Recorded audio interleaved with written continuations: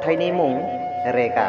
खन्थाइखौ दैथायहरदों मिस्टार प्राणजय बसुमतारी, धेमाजि न' 1 जयपुर। खन्थाइखौ आवरायदों आं लखिराम दैमारि, धेमाजि मिडल जनाय बैग्रिगुरिनिफ्राय। फैदो बिदिब्ला बिथांनि खन्थाइखौ दान्दिसे खोनासंदिनि। रेगा। दान खोमसि मोनानि सिनाय मोनै आं सासे दुथां महरै बिसायख'थि मेलाव सायख'जानाय।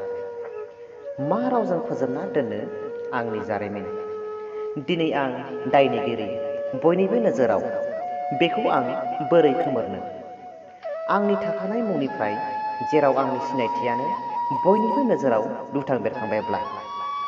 हे गसाइ, गोहो हरदो आंनो थांना थानो हानायनि। आंहा थांखि गैला। देग्लायनि हास्थायनाय मिजिंफोरा फैमाल जाबाय जिउनि थांखि नागिरना।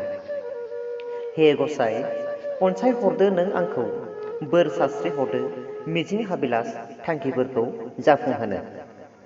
थेंक इउ आंगो लोगोफोर, आंनि खन्थाइ आवरायनाया बेखिनियावनो जोब्बाय।